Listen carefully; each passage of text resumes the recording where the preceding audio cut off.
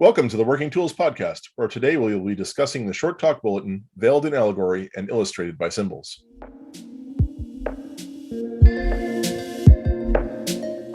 Ladies and gentlemen, brethren all, welcome to the Working Tools Podcast, a casual conversation around Freemasonry. First, it's important to note that our thoughts and opinions are our own and do not reflect those of our Grand Lodge or respective craft or concordant bodies. Please connect with us and ask questions via our website at theworkingtoolspodcast.com. Today on the Working Tools Podcast, we have three-quarters of our usual complement of people who yammer on.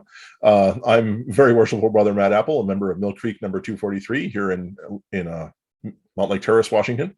We also have Worshipful Brother Jarrod Dunham, who is a member of Penticton number 147 up in Penticton, British Columbia, and Very Worshipful Brother David Colbeth, who is a member of King Solomon number 60 down in Auburn.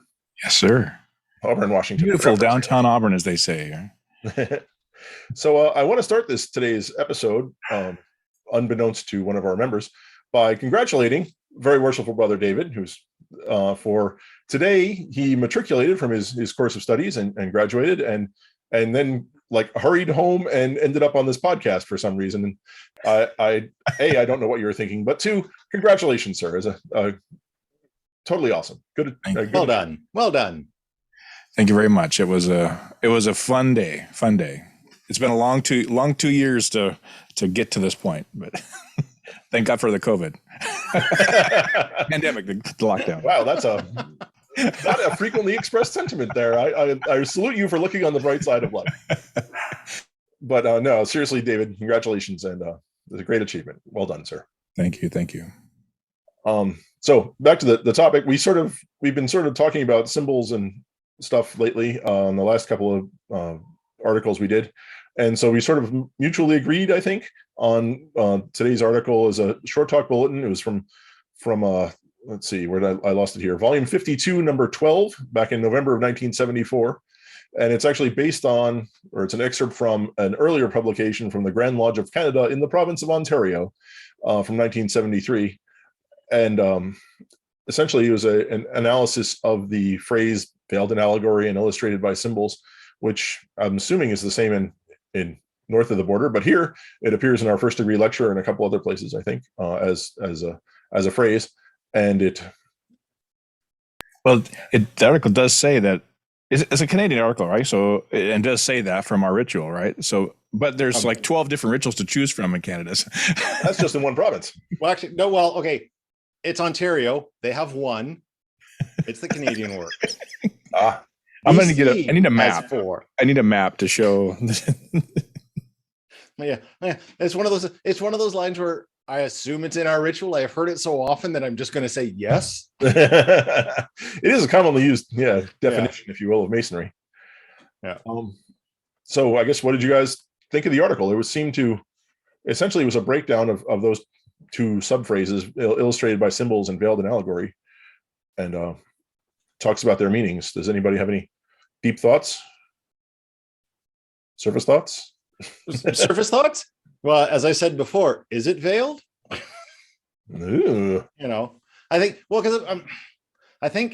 when you say something is veiled in allegory, I think we think hidden, when what it really just means is not obvious. Like it's not like it's a deep secret that we've hidden away. It's just that it's not on the surface. So but isn't that really what a veil means? Is it's not really, you can kind of see through a veil, right? It's not really it's not a curtain. It's not blocked from view. It's just obscured. Yeah, okay. I'll accept that. I'll give you 10 points for that. 10 points to Hufflepuff.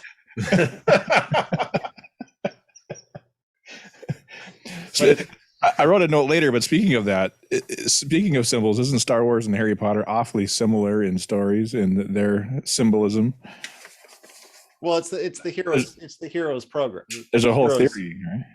What's the word? The hero's journey. Yeah, hero's journey. Yeah, basically. Yep. Yeah, the archetypal. We should totally do a show on that, by the way. Ooh, that would be fun. I like the fact that we did this article simply because it allowed me to use my degree. Ooh, what's your degree in? English Lit. Oh, well, in that case, I will mute and you can continue. Says the accountant, yeah. Says the bookkeeper. It's like, oh well, you know, things happen. But I liked this article because I think I like the way it explained symbols, so that, you know, because we're always looking at our ritual and the things that are presented in our ritual. And I think our ritual, like the reason I ask, is it really veiled? Because I think our ritual does, at least our ritual, does a very good job of presenting the symbols in both the practical and the symbolic meaning to Freemasons. Like when in all 3 degrees, when someone does the lecture on the working tools, they always talk about operative and speculative Freemasons. So I don't really think, and if you listen, it's the lesson is there, and it's not veiled by anything. And I think sometimes we tend to skip over the simple symbolism of the item because we're in search of the true deep meaning of it, which may or may not exist. That's what I was wondering. Do we really think that, kind of back to one of our previous shows, everything has to have meaning? There has to be a meaning to those rosettes. There has to be a meaning to every single thing. And the article kind of alludes to that you could, I think it alludes to that there is meaning in every single thing, but also it kind of alludes to that we make meaning of things that maybe don't really have any meaning. They're just part of the story to make the story sound interesting. Well, it's like where he starts off with, the letter S is a symbol for the sound S. So everything technically is a symbol of everything. So, but is the symbol, is there a deeper meaning than the symbol? Like whenever, as I read this, the only thing that I kept thinking of, sometimes the cigar is just a cigar. Yep. Yeah. Does that come from somewhere? It's credited to Freud, but there's no proof that he ever said it or wrote it. Okay. But it sounds like something he would say. Well, in theory, aren't our original language, it was symbols, right? Drawings of the side of a cave. Well, technically our language is still symbols, because all the alphabet is a symbol. Very true. Everything is a symbol. Math is a symbol. But okay, now there's an interesting thing, is that if you think about when we talk about hidden meaning in the mysteries, we have to also remember that Freemasonry, like Grand Lodge Freemasonry, started in the early 18th century, at a time when the level of education of the average person was reasonably low, but they also referred to things as secrets and mysteries that we wouldn't think of as secrets and mysteries. Like in my profession, accounting, there are secrets and mysteries of accounting that until you pick up a textbook and learn them, you don't know them. So they are technically hidden from you until they're revealed to you in a textbook. And based on the scores that I received in my cost accounting class, they are still mysteries, let me tell you. you see what I mean? Is that, well, that's because you didn't look deep enough for the meaning in your textbooks. You took whatever they said and just went at face value. And we all know that doesn't work. Yes. But so that when we get into talking about the symbolism of our ritual and everything, I think we have to be careful not to imbue the symbols with too much, simply because we as a modern society have been exposed to more information and more symbolism than someone 200, 300 years ago. And we also have to remember that something that is symbolic to us may not be the same symbol to another person. Like I was talking with my wife this evening, and down in the States right now, orange shirts, she apparently was telling me, are for people against gun violence. Is this becoming a new thing? I was reading something about orange shirts at some point. Yeah, well, it's just, she was saying apparently this is becoming the new symbol. But whereas up here in Canada, an orange shirt is symbolic of reconciliation with our First Nations. So like I say, something as simple as an orange shirt can be symbolic in two completely different ways. For sure. Absolutely, for sure. And it's tough when a particular symbol gets reused and becomes popularized for another thing that it wasn't meant to be, and then now you can't use the symbol for what it used to be. That's a tough thing too. Right. I mean, if orange shirts, there's a lot of construction folks that are going to be upset when they're wearing their orange shirts, I guess. I don't know. Well, and for that matter, my daughter is a member of Rainbow, and you tell someone your daughter is a member of a group called the International Order of Rainbow, they meaning of that now is different than it was in whatever it was 1920 something too, when the group was founded, and the rainbow flag didn't exist yet as a symbol. Well, it was a different symbol, but right, for sure. So yeah, and so I think we have to be careful, especially with new brothers, when they're learning our ritual, that we almost need to ensure that they understand the simple symbolism of the stuff, of our working tools and the degrees and stuff, before they start digging deeper and miss the lessons that we're actually trying to imbue. I agree. It seems like for a lot of the things, like you were just talking about the working tools, it is explained. Like, you do go through the ritual, and then you see the lecture, and the lecture explains, hey, here's this, look at that column. It's this, it's like this, and that's why, and that sort of thing. But there are parts of it, I would argue, that are not well explained, at least in our ritual. Again, I do the third degree lecture for our lodge, and you explain what happened in the third degree, the second section of the third degree, like factually, like this is what happened, and this is what happened, and this is what happened. But at no point in there do I ever say, and this guy is a symbol of that, and this happens this way because of this. And I sort of would argue that there's probably some meaning there, I hope, that is not that I'm not spelling out. But is there? Maybe there's not. Well, this, and I don't know how deep we can, how much we can, because up here in the ancient work, we put on a whole play about Hiram Abiff. Yeah, so it's, and I'm not convinced that the characters in the play are allegorical. Ooh. I think there's a lesson to be learned from it, but I'm not sure that every character represents something other than their character. Interesting. The story is about lost secrets, but I'm not sure that there's it's an allegory about lost secrets. Well, the story is much more than just lost secrets, isn't it? Is it? Well, again, I don't know how much we can actually reveal. I'll encourage those to carefully go to the interwebs and do your own deep dive.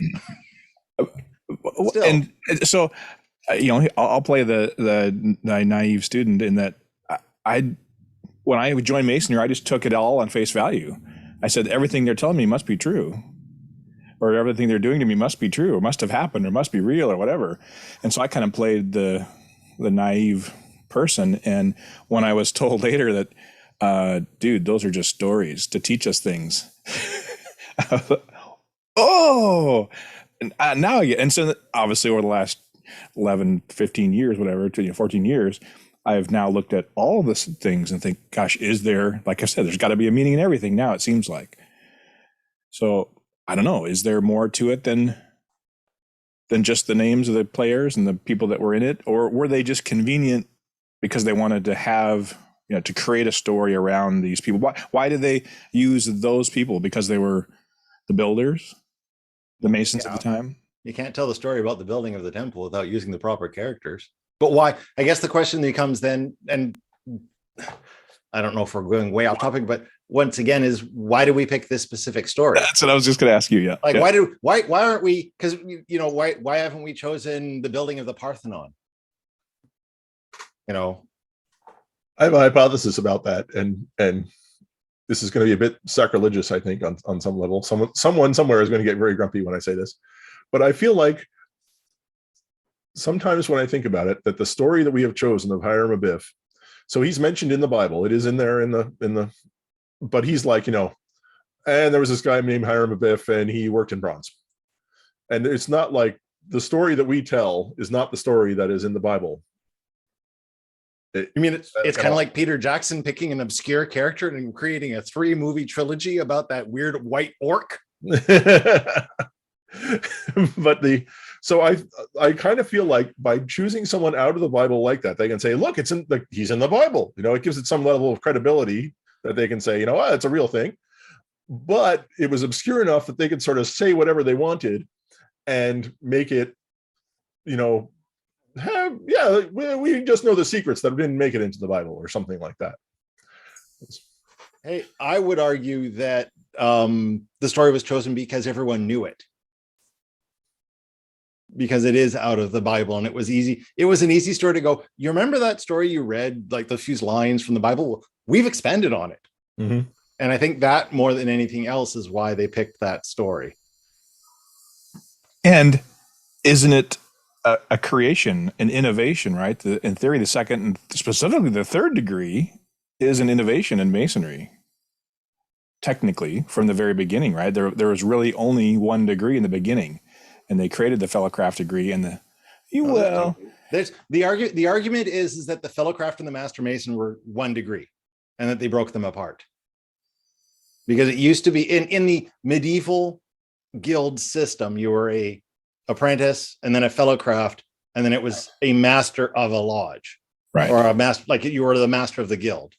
So I think the story, the logic that I've read is that they were both, that the Fellowcraft and the Master Mason were one degree that they split up.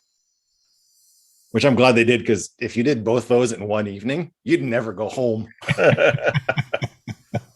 Yeah, when someone joins our lodge, we use the usual, during the interview process, usually comes up that, hey, you have to believe in a supreme being, but we don't care what religion you are, or even if you're religious, you just have to believe in a supreme being.